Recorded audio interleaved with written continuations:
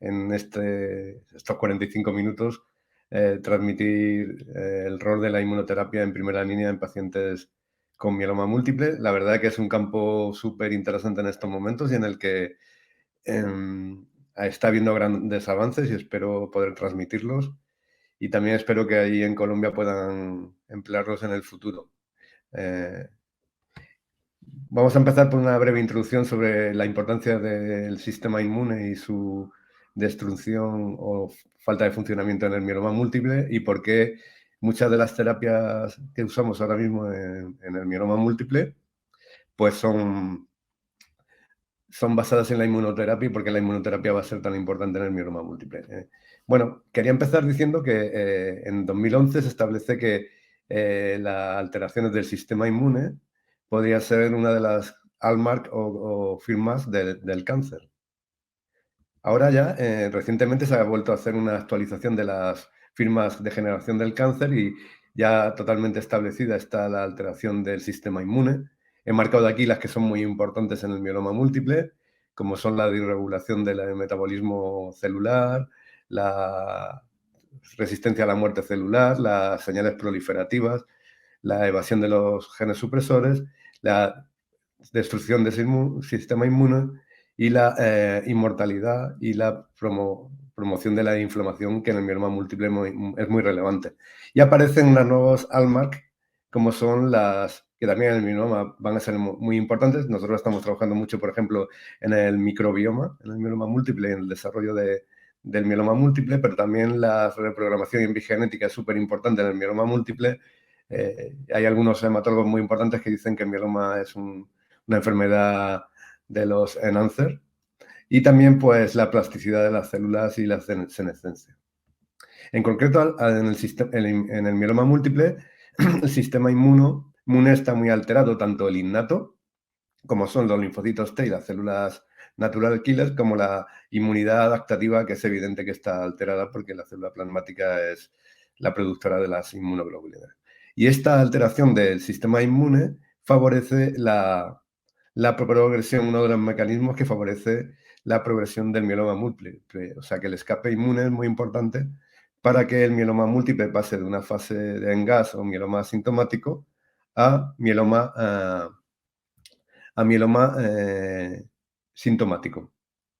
Dentro de estas alteraciones del sistema inmune existen alteraciones en el mieloma promovidas por las células plasmáticas a través de ciertas interleuquinas, no solo la interleuquina 6, sino el TGF-beta, es súper importante, y la downregulación de algunas proteínas. Todo esto lo induce el mieloma múltiple y actúa sobre tanto linfocitos T en sus diferentes formas, como linfocitos B, células dendríticas, células NK y células mieloides supresoras. En concreto, el mieloma múltiple, por ejemplo, lo que va a hacer es un reclutamiento de las células inmunosupresoras, como son los macrófagos TAN2 o algunos linfocitos T-Treg, que son también reguladores negativas del sistema inmune, y células mieloides supresoras. Y también hay una downregulación de los estímulos para los linfocitos T y una upregulación de ciertas inmunocheckpoint inhibitores, como puede ser PD1 en los linfocitos TCD8 o PDL1 a regulación en las células del mieloma múltiple. Y finalmente hay una liberación de ciertas sustancias y citoquinas que hemos visto, como pueden ser interleuquina 6 o TGF-beta, que van a afectar mucho a la función citotóxica de la célula natural killer. En cuanto a los linfocitos T, tanto el ratio T1, T2 se va a polarizar hacia un ratio supresor TH1 y los linfocitos Treg o TH supresores 17 van a promover el crecimiento de las células plasmáticas. Y ciertas sustancias como IDO, adesina o interleuquina 6 o TGF-beta van a producir una activación de los linfocitos T-helper 17, que son inhibidores del sistema inmune. En cuanto sobre los linfocitos T-helper y T8 citotóxicos, pues TGF-beta va a suprimir la respuesta de los T8 y a través de la inhibición de la producción de interleuquina 2. Y como hemos visto antes, se va a regular el eje PDL1, PD1. Y también va a haber una aparición de ciertos repertorios de linfocitos T oligoclonales que van a ser ineficaces para controlar el mieloma múltiple. Finalmente, pues suele haber un descenso de los linfocitos B, CD19 normales y que se afecta mucho por la función por la TGF-beta, que es clave en esta, como estamos viendo en el mieloma múltiple y su fisiopatogenia, y un aumento de los linfocitos B-reg. En cuanto a las células NK, pues también va a haber una alteración muy importante de las células NK en el mieloma múltiple y van a sobreexpresarse proteínas inhibitorias en la célula NK y se van a dejar de expresar los receptores activadores como NKG2D o NPK44 y 46. También va a haber una downregulación del sistema HL1 y una reducción de la actividad citotóxica NK que puede ser revertida por algunos fármacos como los IMiD. Nosotros tenemos datos de nuestros trabajos en el que las células NK, cuando las activamos, pueden ser muy efectivas frente a los linfocitos, frente a las células plasmáticas, incluida la célula STEM o site population de la tumoral del mieloma múltiple. También, como hemos visto, hay una alteración de los linfocitos T reguladores y un aumento de las subpoblaciones CD38 y FOSP3 CD25, que son células T reguladoras junto a los T helper 17. Y finalmente, estos son datos de trabajos en colaboración con otros hospitales en Madrid, estos son muestras de médula ósea de nuestros pacientes. También hay en el mieloma múltiple una reprogramación de los macrófagos inducida por la célula plasmática en el que existe un aumento del fenotipo M2-like y disminución del M1-like, que son citotóxicos frente al mieloma, y que se podría reprogramar y ser una diana terapéutica. También decir, como último, esta parte fisiopatogénica, que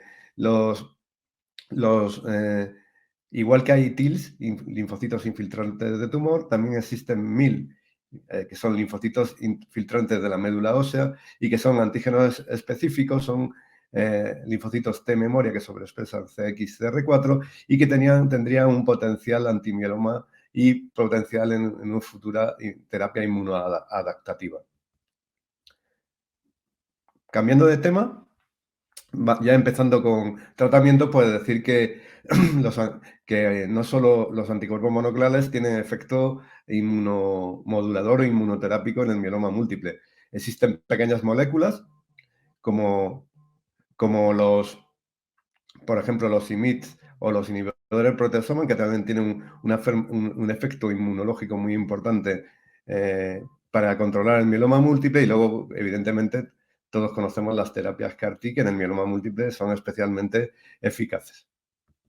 En concreto, los IMiDs, los inhibidores del proteasoma y los anticuerpos, perdón. Pues eso, que los IMiDs, los inhibidores del proteasoma y los anti-CD38 tienen un efecto que produce una reducción de la inmunosupresión, ya que, por ejemplo, los anti-CD38, lo veremos, destruyen también las células Treg y Breg, que expresan niveles bajos de CD38, y los inhibidores del proteasoma tienen una acción muy importante sobre la activación de las células NK y linfocitos T, y evidentemente los IMiDs, que todos conocemos, que producen una activación de las células NK y los linfocitos T. Aparte, también hay un efecto de inducción de actividad antimieloma a través del sistema inmune de los anticuerpos anti-CD38, evidentemente los biespecíficos y los IMiD. Y finalmente, la terapia adoptiva, pues las células CAR-T evidentemente van a tener una acción inmunológica antimieloma evidente. Tampoco podemos olvidar que esto es menos conocido, que el tratamiento con trasplante, como los alquilantes pueden inducir una acción inmunológica, induce una muerte inmunológica por la translocación de la reticulina al retículo endoplasmático y produce una linfodeplección que afecta también a las células linforreguladoras negativas. Y finalmente, pues los anticuerpos anti-CD38, pues que tienen una acción no solo a través de inducir la citotoxicidad a través de las células linfocitos, de los linfocitos T o los macrófagos o del complemento, sino que también tienen una acción activando las células NK y también destruyendo las células inmunoreguladoras negativas como los Treg y Brex que expresan CD38 en su membrana, al igual que algunas células mieloides supresoras. Con lo cual, los anticuerpos anti-CD38 tienen múltiples mecanismos de acción antimieloma. Y ya pasando al tratamiento, que probablemente sea lo que más nos interesa, pues aquí quería poner ahora mismo la última versión de las guías ESMO para enfermos con mieloma múltiple, en la que, pues, primero, como siempre, dividimos si el enfermo es trasplante elegible o no. Si es trasplante elegible, pues ahora mismo están indicados como primera opción con datos bastante sólidos, VRD y DARO-VTD. VRD no está aprobado, por ejemplo, en Europa no está aprobado por las agencias reguladoras por motivos históricos y de que no hay ensayos clínicos comparativos randomizados. Sin embargo, en la mayoría de los hospitales de Europa se está usando VRD o DARA-VTD o, como veremos, alguna de las variantes. Y luego, si no está disponible, pues tenemos otras opciones. Todavía sigue siendo, al menos en Europa, el trasplante en primera línea un tratamiento estándar y hay varios ensayos que lo avalan, no vamos a entrar en eso. Y la lenalidomida, pues de mantenimiento hay una fuerte evidencia. Afortunadamente la lenalidomida es genérica, al menos en Europa, desde hace un año y esto ha permitido su utilización sin restricción. Y en sujetos no candidatos a trasplante, pues la primera opción es DARA-RD con unos datos muy consolidados que revisaremos a lo largo de la ponencia y como alternativas están daratumumab, bortezomib, bemparemprednisona y VRD y otras opciones si no están disponibles. En España, por ejemplo, daratumumab, lenalidomida de desametasona, está financiado desde este verano. Quería comentaros cómo tratamos a los pacientes en nuestro hospital. Es un protocolo que es muy parecido, un protocolo muy parecido al propuesto por las guías ESMO, y entonces dividimos a los pacientes en candidatos a trasplante o no. Si si el enfermo es candidato, pues nuestra primera opción, y ahora veremos por qué, es DARA-VRD. Estamos dando 4 ciclos, pero si el enfermo no tiene una respuesta con enfermedad residual negativa, ampliamos a 6 ciclos. Luego hacemos trasplante y hacemos consolidación y luego mantenimiento con lenalidomida. Y si el enfermo es no candidato, pues usamos DARA-RD como primera opción, a no ser que los enfermos sean candidatos ya solo a tratamiento paliativo. Y afortunadamente en nuestro centro tenemos muchos ensayos clínicos y la mayoría de los enfermos, un alto porcentaje suelen ir a ensayo clínico. Esto nos permite tener innovación para el tratamiento de todos los enfermos.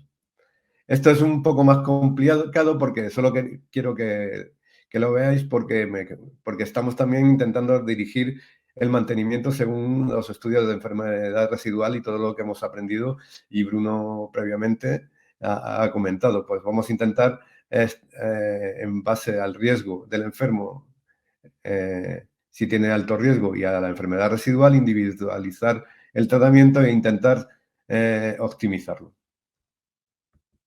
Bueno, y ya en recaída pues ya se complica todo mucho.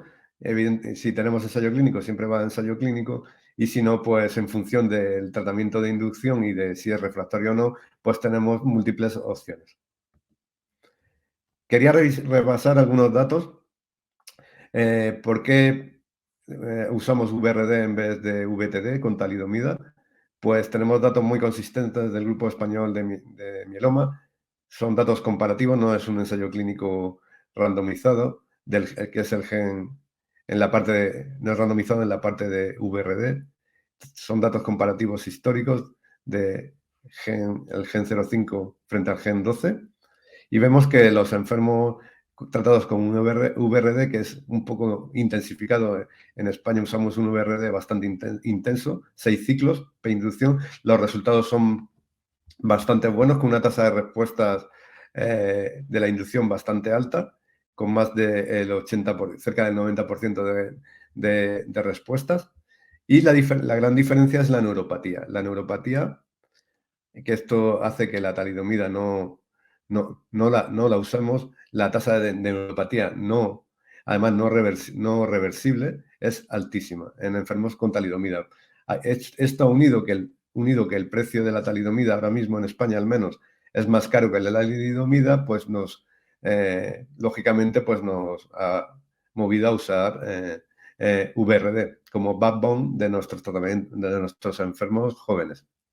Y en cuanto a datos de post-trasplante, pues tenemos unos datos muy importantes y post-consolidación con una tasa de respuestas completas de cerca del 60%, y ya tenemos datos maduros de supervivencia libre de progresión con cerca de 87 meses de supervivencia libre de progresión, usando un mantenimiento optimizado con lenalidomida.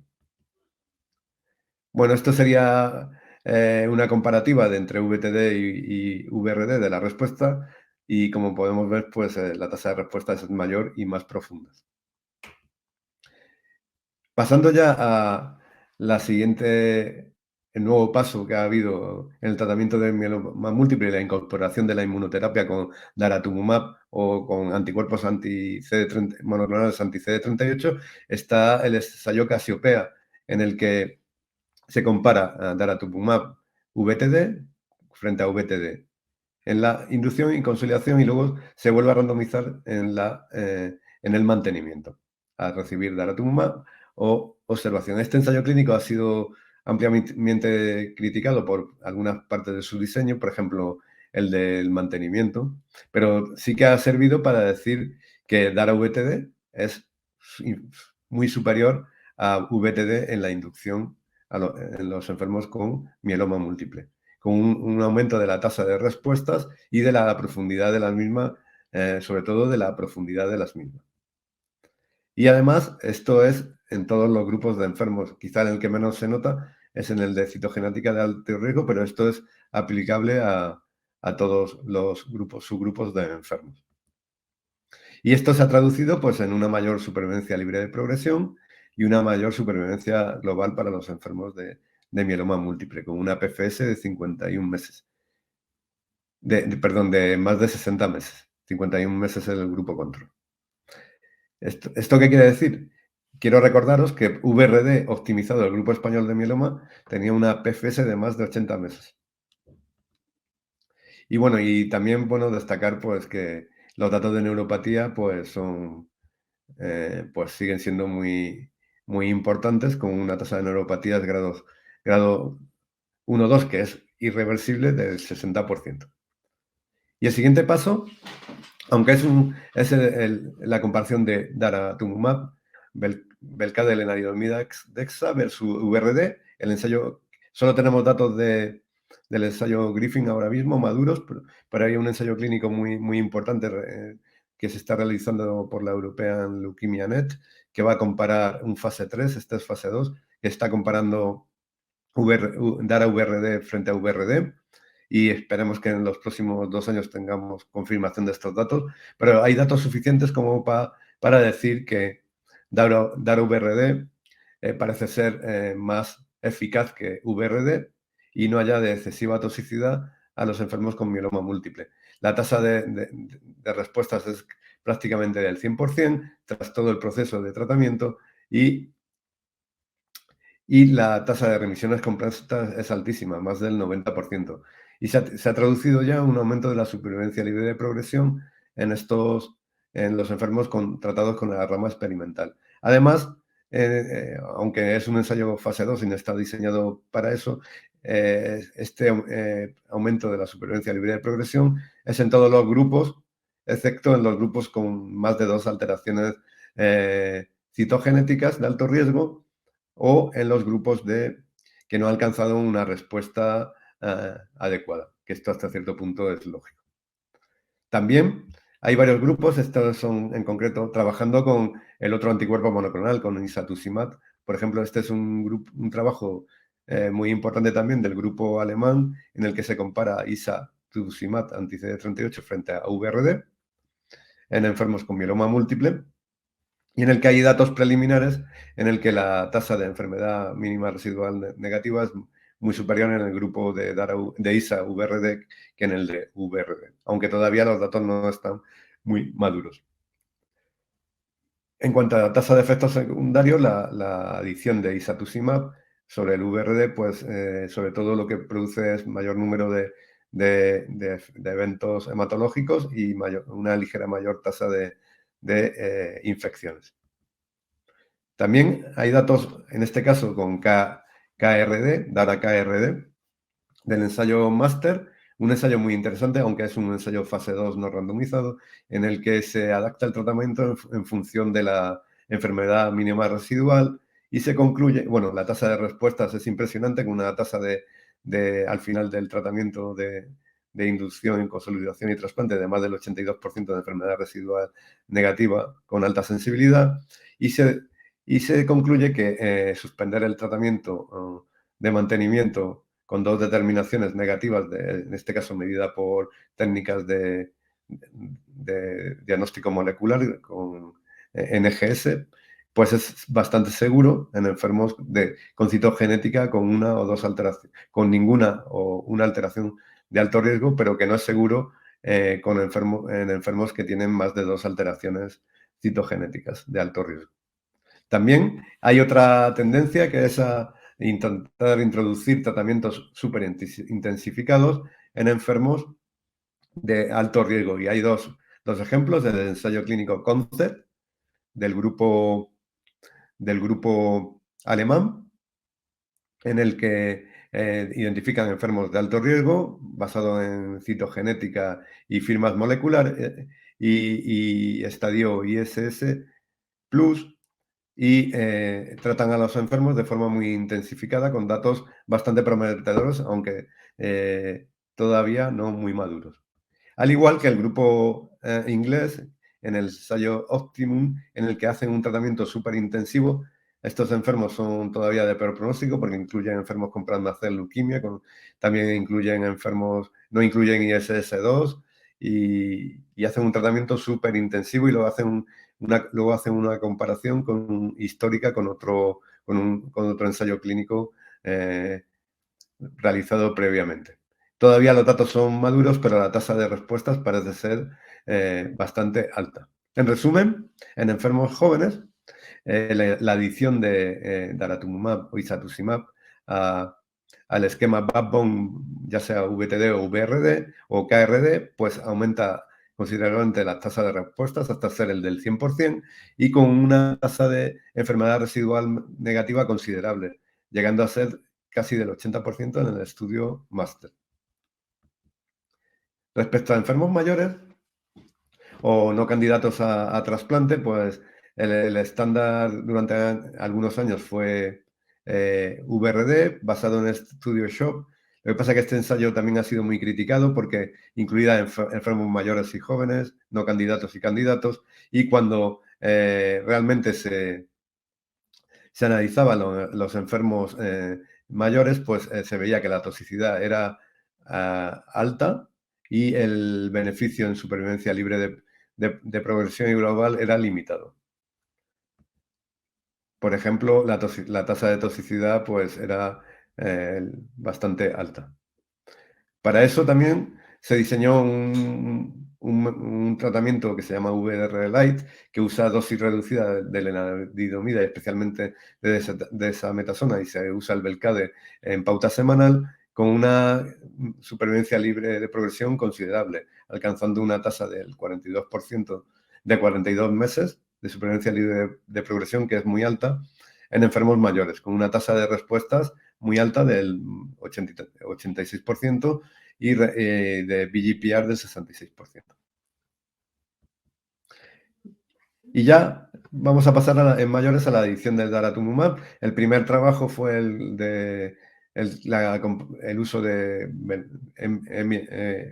Belcade melphalan-prednisona frente a daratumumab, la adición de daratumumab y luego un mantenimiento con daratumumab, que también ha sido criticada por la falta de mantenimiento en la rama control, pero demostró que la adición de daratumumab aumenta a MPV aumenta considerablemente la supervivencia libre de progresión frente a la rama control y la supervivencia global y la supervivencia 2, ¿vale?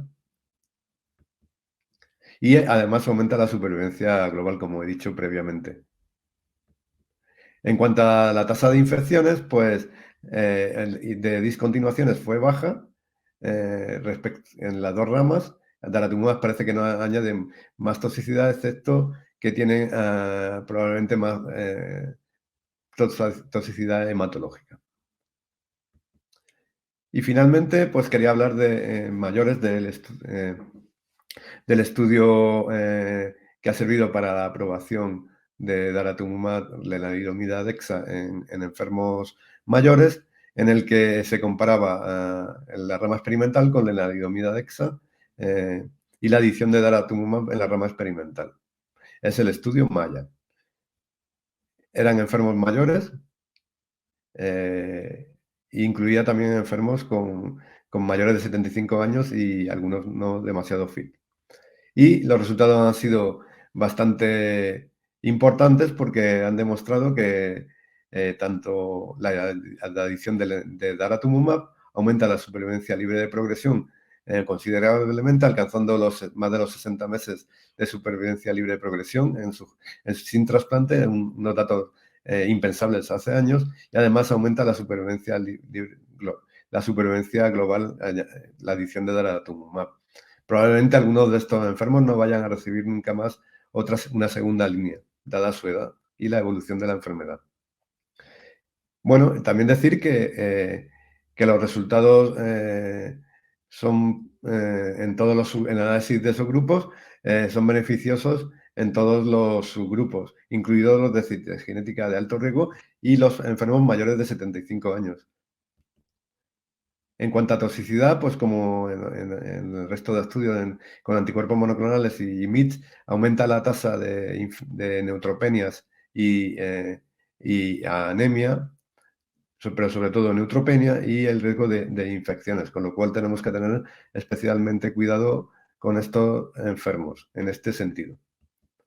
Y un dato muy importante es cuando analizamos frail y no frail, pues parece que básicamente en este ensayo clínico es basado en la edad, porque en teoría todos los enfermos tenían que tener ECOG menor de 2, pues la adición de daratumumab en el grupo frail también se traduce en un importante beneficio en supervivencia libre de progresión. Unas palabras sobre el mantenimiento, y es que, bueno, estos son datos del Grupo Español de Mieloma, y es muy importante sobre el mantenimiento también el sistema inmune.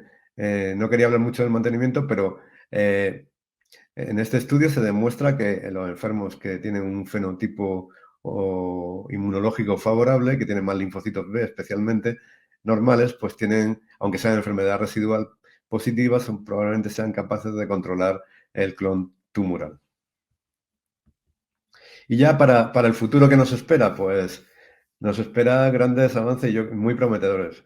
Voy a poner aquí algunos estudios que algunos ya han empezado en nuestro centro, por ejemplo, y otros van a empezar en breve. Uno, por ejemplo, es el ensayo clínico CARTITUDE-5, en el que se va a intentar usar o demostrar que el uso de cilta-cel en primera línea en enfermos no candidatos a trasplante es mejor que la rama control, que sería en este caso URD, lenalidomida dexa.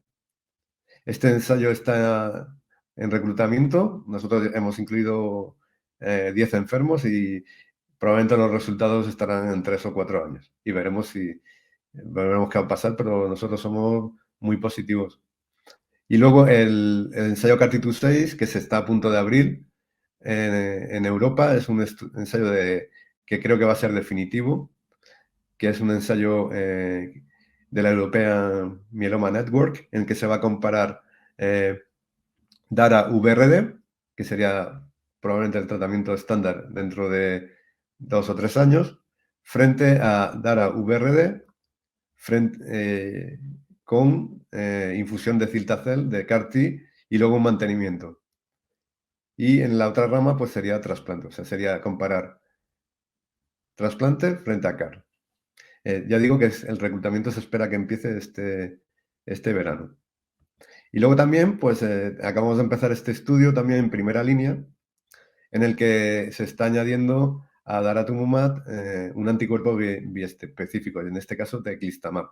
Y lo vamos a comparar con Dara-RD. Este ensayo clínico está teniendo alguna dificultad porque del fase 2 hay datos de que el uso de Dara y Teclis y lenalidomida pues produce bastantes citopenias, en el sentido de que producen neutropenia y riesgo de infecciones, y se está ahora mismo rehaciendo un poco el diseño. Y también, bueno, por falta de tiempo no lo he puesto, también, por ejemplo, vamos a empezar 2 ensayos clínicos, uno con un anticuerpo biespecífico anti-BCMA, que es el Ranatamab, que vamos a emplearlo en mantenimiento post-trasplante, y otro ensayo clínico que se llama KARMA-9, en el que se va a usar de consolidación tras trasplante el CAR-T y de CEL. O sea, todo esto es lo que nos viene. Probablemente los datos estén en 5 o 6 años. Y ya finalmente, pues, ya de esto sí que hay datos. Esto se presentó en el último ASH, es un ensayo clínico que viene de China, en el que han definido enfermos de alto riesgo con mieloma al diagnóstico y los han tratado con un CAR-T anti-BCMA CD19. Y los resultados son francamente espectaculares, por lo menos en el corto plazo, con una tasa de respuesta del 100%. Hacen una pequeña inducción y luego infunden el CAR, con una tasa altísima de respuestas profundas y con una toxicidad bastante limitada. 0 ICANS y CRS menos del 25%. Ya para finalizar y concluir, pues en mi opinión, el sistema inmune está altamente afectado en el mieloma múltiple. Muchos de los tratamientos de antimieloma tienen un efecto inmunoterápico claro. El empleo de anticuerpos monoclonales anti-CD38 se está imponiendo en primera línea su uso en forma de tripletes o cuadrupletes, y estos, como hemos visto, aumentan la tasa de respuesta, su profundidad, y prolongan tanto la supervivencia libre de progresión como la global. Y ya con esto quería acabar. Este es el nuevo hospital 12 de octubre, que estará finalizado, esperemos que a final de este año, y por supuesto invitaros para, si tenéis la oportunidad, estaremos encantados de recibiros en el mismo. Muchas gracias.